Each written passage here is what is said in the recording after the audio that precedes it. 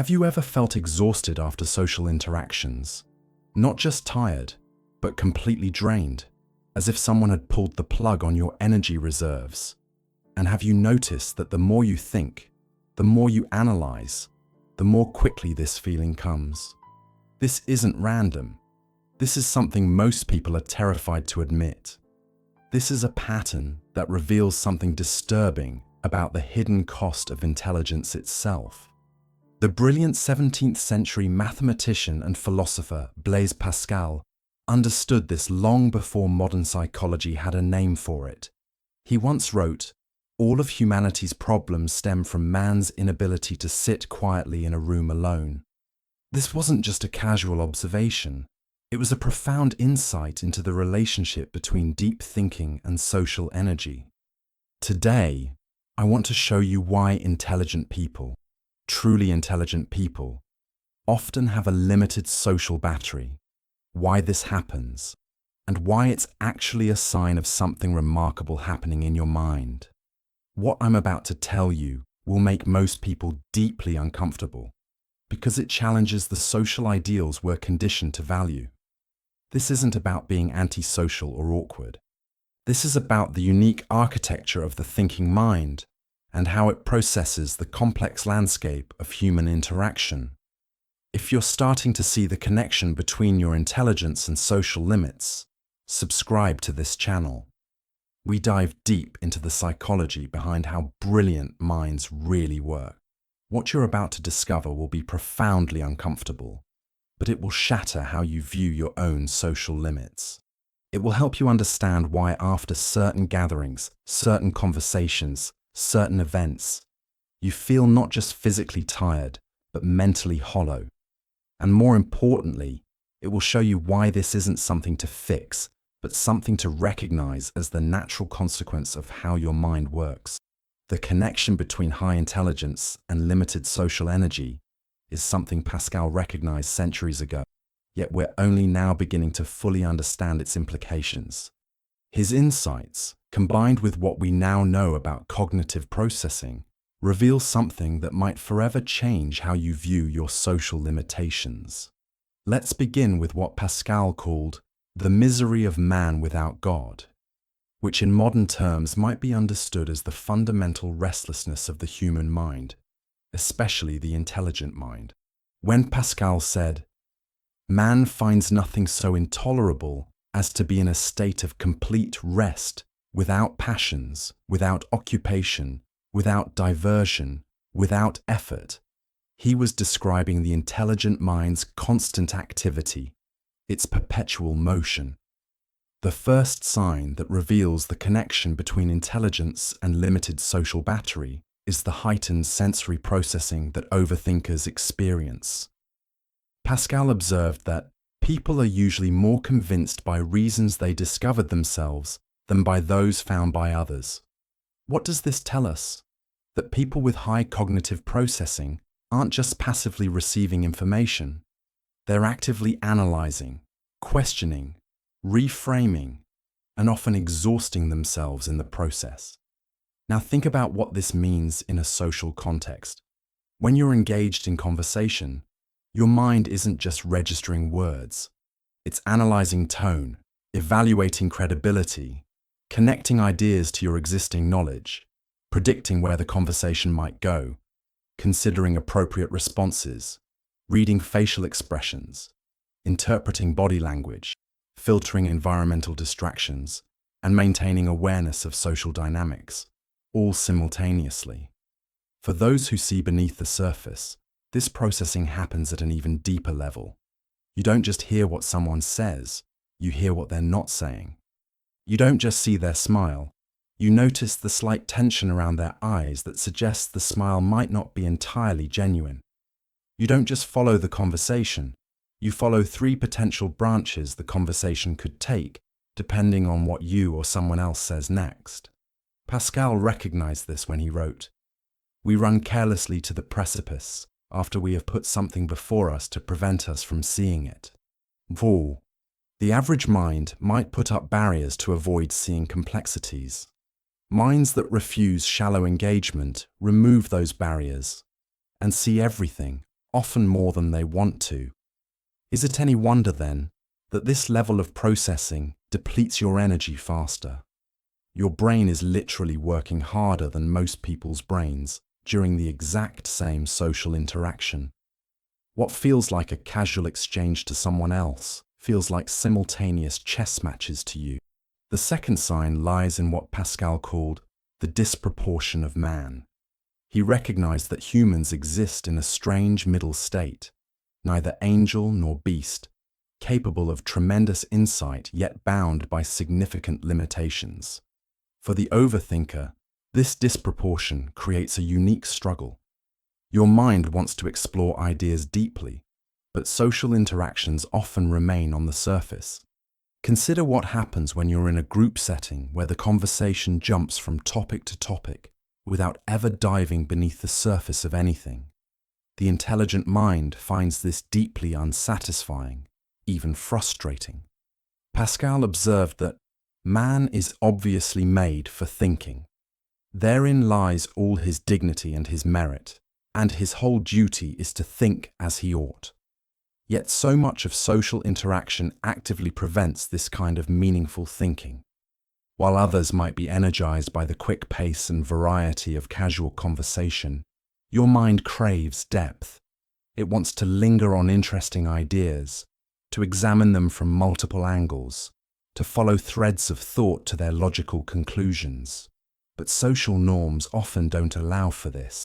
The resulting cognitive dissonance, the gap between how your mind wants to operate and how the social situation forces it to operate, creates a unique kind of mental fatigue. I've observed this in countless overthinkers. They can spend hours deeply engaged in a complex problem or a meaningful one-on-one conversation and feel energized afterward. But 30 minutes of small talk at a party leaves them completely drained. As Pascal might say, the heart has its reasons which reason knows nothing of. Your social exhaustion isn't irrational. It's your heart telling you something your conscious mind might not fully recognize. The third sign of this connection appears in what Pascal identified as our inability to sit with our own thoughts. All men's miseries derive from not being able to sit quietly in a room alone, he famously wrote. But what's fascinating is that people with high cognitive processing often have the opposite experience. They find solitude rejuvenating rather than miserable. Why? Because for minds that refuse shallow engagement, being alone doesn't mean being without stimulation. The inner world of an intelligent person is rich with ideas, connections, and creative possibilities.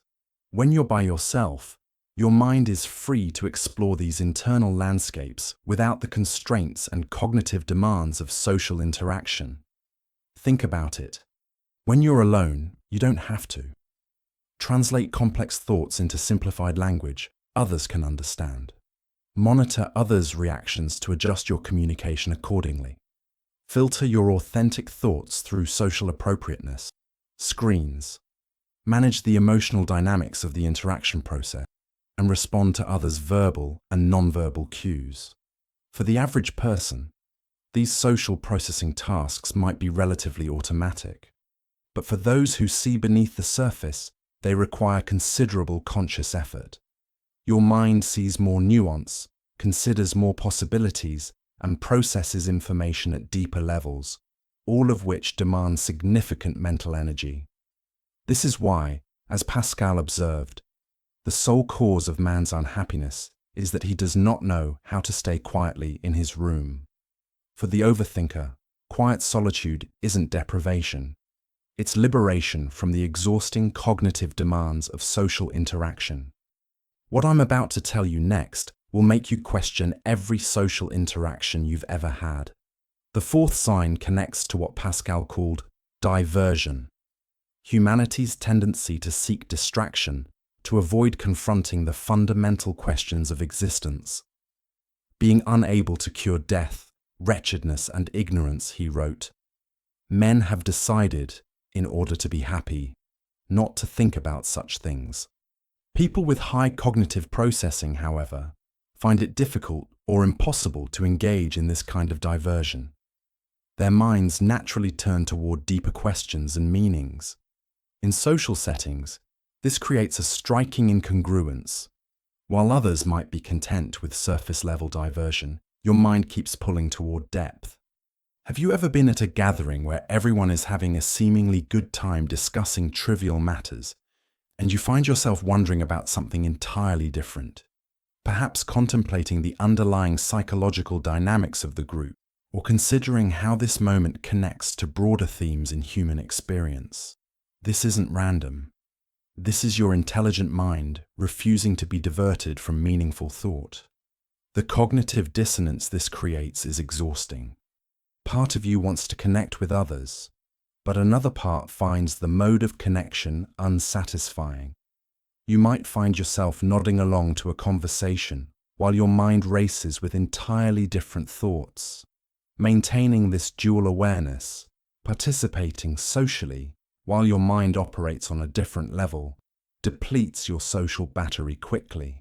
And here, we arrive at a profound truth that Pascal would have appreciated. The limited social battery of intelligent people isn't a bug, it's a feature. It's not a flaw to be fixed, but a natural consequence of how your mind works. It's the price you pay for seeing more, understanding more, processing more. In fact, recognizing and respecting these limits can be liberating. When you understand that your social exhaustion stems not from social inadequacy, but from cognitive richness, you can approach social interaction differently. You can be more intentional about when, where, how, and with whom you engage. You can give yourself permission to step away when needed, knowing you're not being antisocial. You're honoring how your mind works. As Pascal himself might have advised, know thyself, accept thyself. Your limited social battery isn't a limitation. It's a sign that your mind is engaging with the world in a particularly deep and meaningful way. Now, there's something even more fascinating about this connection between intelligence and social energy.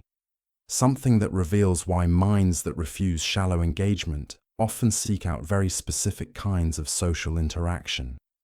Pascal observed that man is but a reed, the weakest in nature, but he is a thinking reed. This captures something essential about intelligent people's social preferences. While general social gatherings might drain you quickly, you've likely noticed that certain types of interaction, deep one-on-one conversations, discussions about ideas rather than people, collaborative problem solving, can actually feel energizing rather than depleting. This isn't a contradiction. It's a clarification of what's really happening. It's not social interaction itself that drains the overthinker. It's a particular kind of social interaction. When conversation stays on the surface, when it jumps randomly from topic to topic, when it focuses on gossip rather than ideas, when it prioritizes social performance over authentic exchange, these are the conditions that rapidly deplete your social battery. But when you engage with others in ways that align with how your mind naturally works, exploring ideas deeply, making meaningful connections, pursuing truth rather than social comfort, the experience can actually be energizing. Pascal would have understood this. Man is obviously made for thinking. Therein lies all his dignity and his merit. For people with high cognitive processing, social interactions that facilitate this kind of thinking don't drain the battery. They might even charge it. This is why you might leave a 4-hour dinner conversation with a like-minded friend feeling invigorated, while 20 minutes of small talk at an office party leaves you desperate to escape. This brings us to a crucial insight about managing your social energy as an intelligent person. The key isn't necessarily to minimize social interaction altogether. It's to be selective about the kind of social interaction you engage in. It's to recognize which settings and relationships align with your mind's natural functioning and which ones force your mind to work in ways that quickly deplete it. Pascal wrote that, "We are fulfilled only by an infinite and immutable object, that is to say, only by God himself." Boiki. While he framed this in religious terms, we might understand it more broadly as meaning that the intelligent mind seeks depth, meaning, and truth in its interactions. When social experiences provide this kind of fulfillment, they feel worthwhile, despite their energy cost. When they don't, no amount of social skill can prevent them from being draining. Let's talk about what this means practically. How can you honor your mind's natural functioning while still maintaining meaningful connections with others? First, give yourself permission to be selective about your social commitments. Recognize that your social energy is a limited resource that needs to be allocated wisely. This isn't selfish, it's realistic. Just as you wouldn't expect someone with a physical limitation to ignore their body's signals, you shouldn't expect yourself to ignore your mind's signals. Second, prioritize quality over quantity in your social interactions. A few deep connections with people who engage your mind meaningfully will serve you better than numerous shallow relationships. As Pascal observed, the eternal silence of these infinite spaces frightens me. Don't fill your social life with noise just to avoid silence. Third, create conditions for the kind of interaction that energizes rather than depletes you. This might mean suggesting activities that facilitate deeper conversation, being upfront about your preferences, or simply choosing environments conducive to meaningful exchange. Remember, the heart has its reasons, of which reason knows nothing. Trust your intuitive sense of which social contexts feel right for you. Fourth, practice what Pascal might call the art of solitude. Develop a rich inner life that sustains you between social interactions. Fill your alone time with activities that engage your mind constructively: reading, writing, creating, learning, contemplating. This isn't withdrawal from life. It's engagement with life on terms that honor your cognitive nature. Fifth, recognize the value of what Pascal called the middle way. You don't need to choose between complete isolation and constant socialization. The intelligent path lies in finding the balance that works for you, engaging socially in ways that feel meaningful, while also honoring your need for solitude and recovery. Now we arrive at perhaps the most profound insight of all, one that Pascal, with his deep understanding of human nature, would surely appreciate. The limited social battery that comes with high intelligence isn't just a personal characteristic. It's part of a larger pattern, a natural system of balance in human society. Consider this. If every human were designed for constant, high-volume social interaction, who would do the deep thinking our world needs? Who would spend hours alone working through complex problems, developing new ideas, creating art, advancing knowledge? The variation in social capacity across humanity isn't a flaw in the system, it's a feature of the system. Your limited social battery might be the very thing that allows you to make your unique contribution to the world. While others are spending their energy on extensive social networks, you're conserving yours for deep thought, careful analysis, creative work, or focused problem solving. As Pascal wrote, "Man is obviously made for thinking. Therein lies all his dignity and his merit, and his whole duty is to think as he ought." Perhaps your social limitations are not limitations at all. They're specializations that allow you to fulfill this fundamental human purpose. What if, instead of seeing your quick social fatigue as something to overcome, you recognized it as a signal guiding you toward your natural role? What if the very thing that sometimes makes you feel different from others is actually pointing you toward the unique contribution only you can make? This perspective doesn't just change how you see yourself, it changes how you move through the world. Instead of apologizing for needing to leave the party early, you honor the rhythm of your energy. Instead of forcing yourself to network extensively, you focus on making a few meaningful connections. Instead of feeling guilty about wanting time alone, You recognize that your solitude serves a purpose beyond your own comfort. Pascal understood that humans are complex, contradictory creatures. What a chimera, then, is man? What a novelty, what a monster, what a chaos, what a subject of contradiction, what a prodigy. Your seemingly contradictory nature, intelligent yet socially limited, isn't a flaw. It's part of what makes you fully human. So the next time you feel your social battery draining faster than those around you, remember, this isn't a sign that something is wrong with you. It's a sign that your mind is working exactly as it should. It's processing more, seeing more, thinking more deeply. And in a world that often prizes social performance over substance, this capacity for depth is precious. As Pascal himself might say if he were here today, the limits of your social energy are not constraints on your potential. They're conditions of your power. They're not barriers to your fulfillment. They're pathways to it. They're not signs of weakness. They're expressions of your mind's particular strength. Your limited social battery isn't something to fix. It's something to understand, to respect, and ultimately, to leverage as part of the unique contribution only you can make to the world.